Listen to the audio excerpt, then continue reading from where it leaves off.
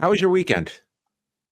It was all right. Yeah. I mean, uh, not that eventful outside of the wrestling, I suppose. No, I wasn't assuming you had any kind of personal life aside from wrestling this past weekend. There was a lot of it to tackle. hmm Yeah. What did you go out of your way to check out? Oh, obviously Collision and Battle of the Belts because I did the post show with Kate, and then after that I caught about the second half of Battle in the Valley, so the last three matches. That was a really, really great show. What would you say Mhm. of the matches you saw? What was the match of the weekend that you saw? I would probably say Okada Osprey, yeah. And then followed maybe by Shingo and Moxley.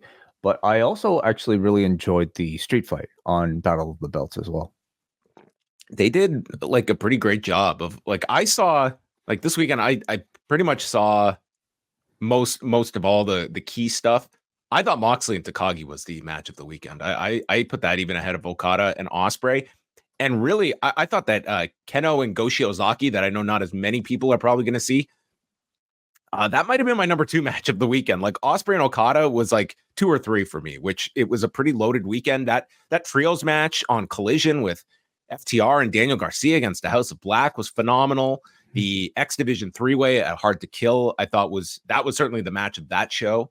And then yeah, you have the street fight on Collision. That I mean, you and Kate went over it very very well. I mean, it was sort of it is like very bizarre to be watching like just um the efforts that are going to like camouflaging this audience, and it's almost like it's turning into like this weird game like of almost like outsmarting the audience, or maybe just I mean how much of the audiences are they even are really affected by it at this point. But regardless, like we're watching, like part of it is we're watching a match presentation, but the other half we're watching this sort of promotional manipulation of its audience to get a desired reaction, or at least temper a reaction that we don't want. And it's this bizarre viewing process. Very much so. Yeah. I I feel like the end result of that particular match probably went about as well as they could have hoped for, without having Jericho make a live appearance until the match really got underway. And by that point, maybe this crowd wasn't really going to react much at all anyway. But I think they did, like, they had such a good match prior to that maybe that was already, consuming the crowd. Whatever. Like it's hard to say what the intent was, but I would say they left that show um without controversy, I'll say. Yeah, I was not looking forward to the 3 hour AEW block because I remember the last one and it just felt like it was so long, like the Hmm. 3 hours. And that's what I was somewhat expecting on this one. But I've got to say that I thought Collision and this was one of the better Battle of the Belts, primarily for the street fight. Mhm. But I didn't think the other two matches like wore out their welcome either. Yeah. They were fine follow ups, and the street fight, I mean, you would probably say like that. I mean, it's recency bias, but it might be like the most memorable match they've had on Battle of the Belts. It at least was the most involved and like high profile of a match when you are inserting a Jericho and having a match of that stipulation attached to it. That Certainly and the stunt they've ever had on a Battle of the Belts, I would say. it seemed like Hobbs was a bit late to getting to Ricky Stark. Starks, and that was I mean, there was no margin for error on that dive by Sammy Mhm. Guevara. But yeah, I mean, in terms of a match itself, as you're grading it, I thought they did a really great job as well. On the TNA side, I guess the big news was Nick Nemeth showing up at the end of the night to attack Moose, who is now the new TNA heavyweight champion. We also got the arrival of Ash by Elegance, the former Dana Brooke, and those were the signings that Scott D'Amore, I think, could be the biggest signing in TNA history. Was there one specific? I mean, we're assuming it was Nemeth that he was referring to, right? Well, or they're going to play it up that Ash by Elegance is like the tongue in cheek, like greatest signing ever in TNA history. Right. Okay. I don't think it. I think it's better to go with that promise as a kind of a kind of Joke. like a gag for a heel rather than position Nick Nemeth, who I, with due respect to the man, I wouldn't qualify as one of the top signings in TNA's history. Hmm. Honestly, as far as signings go, it was the New Japan show that I think had the most interest with the arrival of Jungle Boy, sorry, Jack Perry, also the announcement of Mustafa Ali joining the promotion as well. That's right. And John Moxley challenging Tetsuya Naito. So that Windy City Riot show is happening April 12th. This is at the Wintrust Arena. So that is a significant like they drew about 2,100 people at the San Jose Civic Center on Saturday. Like Wintrust Arena, you're talking thousands and thousands more that this can seat. That I'm sure they're going to scale this appropriately, but they're at least throwing out like two pretty, like this is a very big match, and odds are this will be an IWGP title match once Naito gets through his challenges. But also Mustafa Ali and Hiromu Takahashi, which amazing. I mean, what a run this guy is on. So after doing GCW this past weekend, he's going to be at a Queen and Roncesvalles this week for Demand Lucha, and then he's off to Ottawa for C4 on Friday. And I believe C4's show is sold out on Friday. So Ali is look at this, the independent difference maker. Taking full advantage of getting out of the gate and attracting a good level of buzz. I mean, good for this guy. This is him busting his ass trying to, I think, build first of all, build off of that hype, but hopefully to build more hype, for his impending appearances across various promotions. And I'm very excited that, I mean, I don't know. I don't know if it's very quietly, but like these New Japan strong, like US shows have really built, quite the sort of roster, that in many ways are more attractive than the New Japan Japanese, shows that I've seen. And this Windy City Riot show is no different. It feels like a big show. Should he maybe call this the Retribution Tour? Ooh. Where he goes around and reclaims his cred. Probably best not to remind people of that.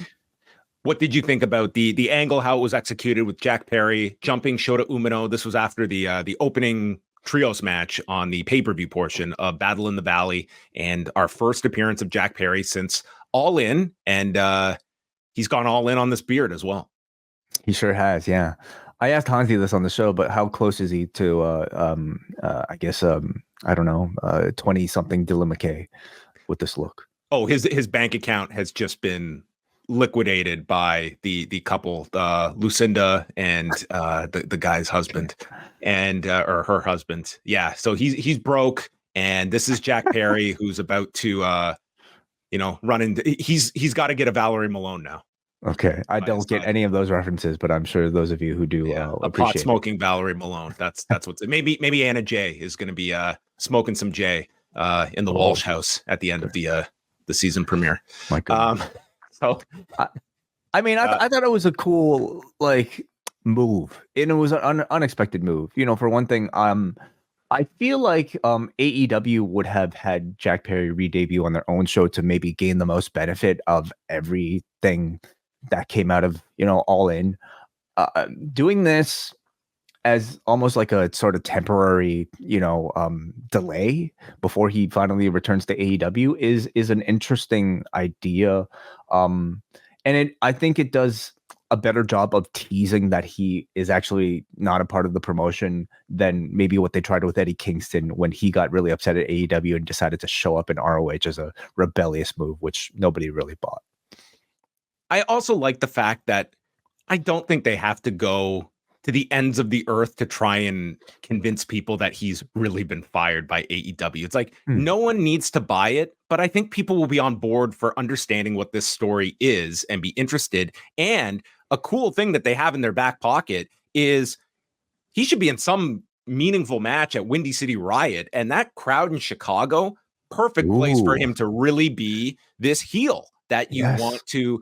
Like, he's still, I don't think, upon leaving AEW, or at least like back in the summer, like he was on his way there. But I think the idea here is that here is Jack Perry, that this is where he can go. Like, he's growing out the beard, and it's sort of losing kind of like the boyish image of Jack Perry. And hopefully this gives him a more like hardened edge to him that, New Japan, like this, it's this would be so lost in the shuffle, I feel, in AEW at the moment, nor would he have the automatic people to work with. That this is a good utilization of your partner, and send the guy somewhere else where, and then when he's ready, you can use him in AEW. Gives him a lot of potentially fresh matches as well, and high quality matches. Just even this initial program with Shota Umino seems like it could be really beneficial for both guys, and it's quite exciting. I really like this move for everybody.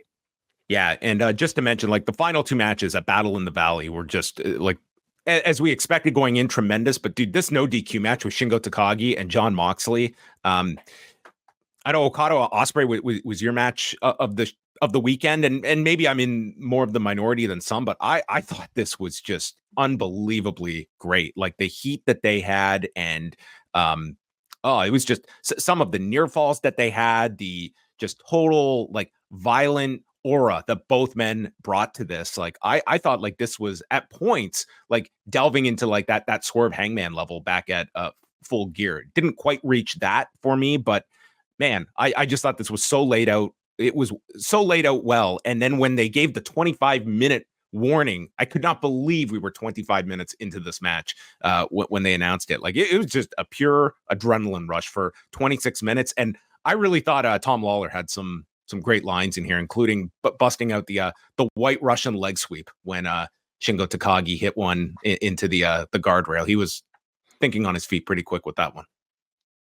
I really like him as a commentator, actually.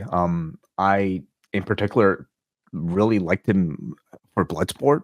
Like the rare at times I've actually heard him call some of those matches, and but even calling just a New Japan, straight up match like this one, I thought he said it great.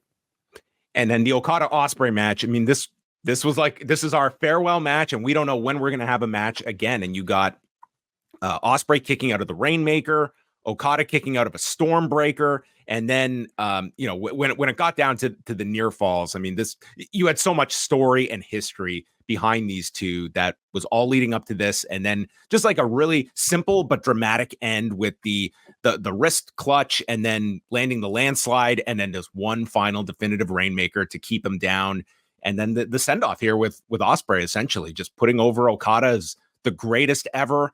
And then shooting the angle with the War Dogs because you still have this cage match. And dude, I thought Ospreay's promo at the end was just excellent. Like, to sell people on this cage match that the backyard wrestler in me is coming out on February the 11th. So I just thought really like this was an excellent show, but these last two matches were just stellar, and with an awesome angle at the end to set up this cage match for February.